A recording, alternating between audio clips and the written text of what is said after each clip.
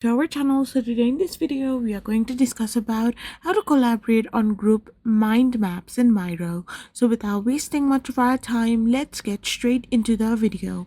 So if you want to collaborate on group mind maps in Miro, all you gotta do is simply go to Miro.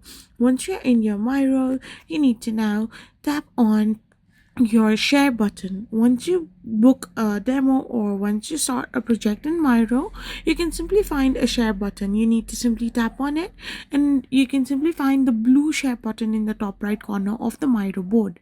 Now you can add team members by email or generate a shareable link. You can assign roles like editor, commenter, viewer to control what each person can do.